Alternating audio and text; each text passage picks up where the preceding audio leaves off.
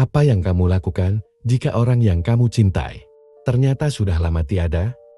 Tapi kehangatannya, pengorbanannya, masih terus terasa di sekitarmu. Apakah itu cinta yang tak mati? Atau jiwa yang tak tenang? Sebelum memulai kisahnya, pasang earphone-mu, biar horornya terasa lebih nyata. Kalau kamu suka cerita kayak gini, jangan lupa like, komen, subscribe, dan share ke teman-temanmu. Lorong Misteri selalu punya kisah yang siap bikin bulu kuduk merinding. Di sebuah desa yang tenang, hiduplah keluarga sederhana. Terdapat Pak Gani, bersama istrinya Ibu Wati, dan putri kecil mereka, Rara. Hidup mereka pas-pasan, tapi penuh cinta dan kebersamaan. Pak Gani bekerja di kota sebagai buruh bangunan. Setiap 2 minggu sekali, ia pulang membawa beras, hadiah kecil untuk Rara, dan sejumlah uang. Ia selalu terlihat lelah, tapi senyumnya hangat. Ayah kerja demi kalian. Meskipun ayah capek, ayah lihat senyum Rara saja sudah senang. Bu Wati adalah ibu rumah tangga yang setia. Ia menyambut kepulangan suaminya dengan makanan hangat dan pelukan. Rara, yang kini berusia 9 tahun, sangat dekat dengan ayahnya. Ia suka mendengar cerita-cerita ayahnya yang dari kota. Tapi warga desa mulai curiga. Tak ada satupun yang pernah melihat Pak Gani meski katanya sering pulang. Aneh ya, perasaan rumah mereka sepi-sepi aja. Tapi katanya suaminya sering datang. Rara selalu merasa hangat saat malam. Seperti ada seseorang yang menyelimuti dan mencium keningnya. Bu Wati mengaku sering mendengar suara langkah kaki. Pintu dibuka, panci ditaruh, walau rumah itu kosong. Sampai suatu hari, petugas desa datang membawa kabar dari kota. Mereka membawa dokumen dari rumah sakit besar, di mana terjadi kecelakaan 3 tahun lalu. Di daftar korban, ada nama Gani bin Hasan, tewas dalam runtuhan bangunan tua. Jenazahnya dimakamkan massal karena tak ada keluarga yang menjemput. Bu Wati pun terkaget mendengar kabar tersebut, hingga wajahnya pucat. Tidak mungkin, dia masih sering pulang kok, baru kemarin pulang. Dia masih mencium Rara tiap malam. Kecurigaan warga semakin kuat. Mereka menunggu dan mengintai. Di suatu malam Jumat, mereka melihat cahaya lampu rumah Bu Wati menyala.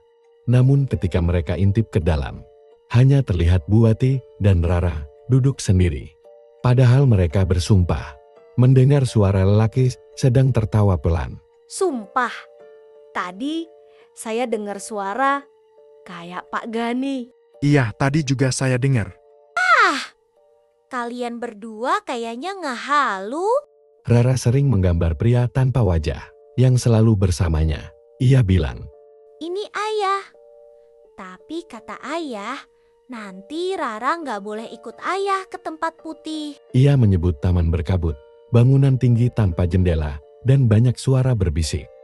Setelah kabar kematian Pak Gani menyebar, rumah Bu Wati mulai berubah. Piring tiba-tiba pecah sendiri. Jendela tiba-tiba terbuka sendiri di tengah malam. Bayangan di cermin muncul tanpa ada orang. Rara mendadak kerasukan dan berkata dengan suara berat. Aku janji akan pulang selama mereka belum cukup bahagia. Pada malam tertentu, suara tangisan lelaki terdengar di kamar Rara. Dinding kamar lembab dan muncul tulisan. Aku di sini, selalu menjaga. Tapi kalian tak boleh tahu. Lampu sering mati mendadak. Di dinding, muncul bekas tangan penuh tanah basah.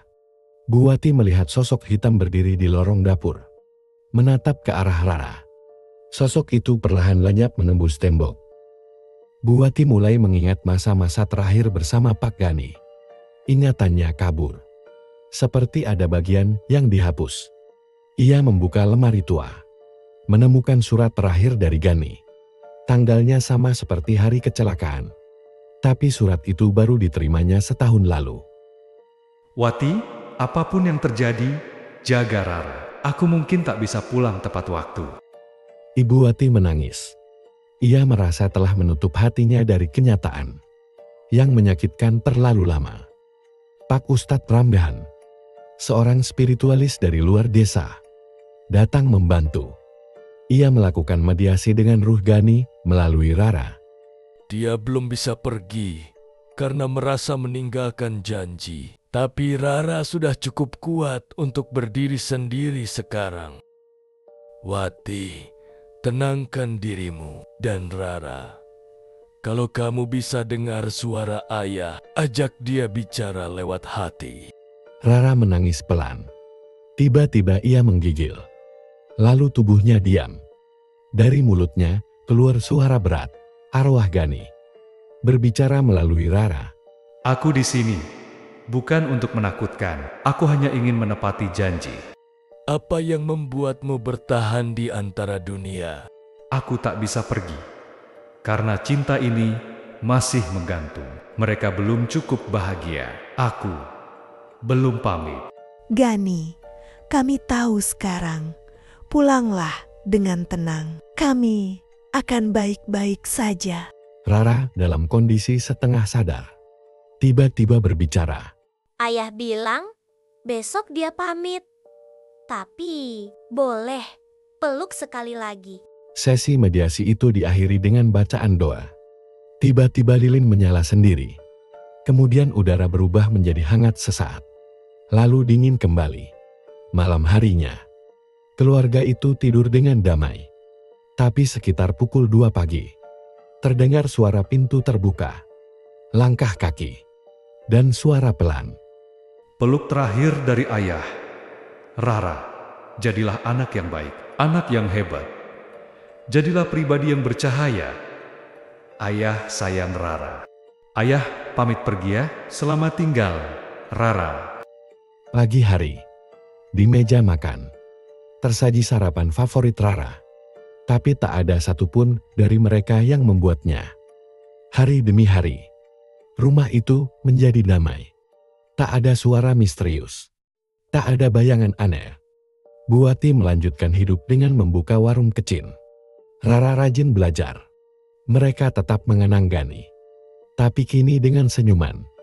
Rara meletakkan foto ayahnya di ruang tengah. Dengan tulisan, "Ayahku, sang penunggu rumah, yang akhirnya pulang dengan tenang." Kadang cinta begitu kuat, hingga menembus batas antara dunia. Tapi sekuat apapun cinta, pada akhirnya harus diikhlaskan. Jangan abaikan pengorbanan. Dengarkan mereka yang diam. Karena cinta tak selalu hadir dalam bentuk yang bisa kita lihat. Cerita ini mengajak kita untuk menghargai perjuangan orang tua. Belajar melepaskan. Dan memahami bahwa kasih sayang bisa tinggal bahkan setelah kematian.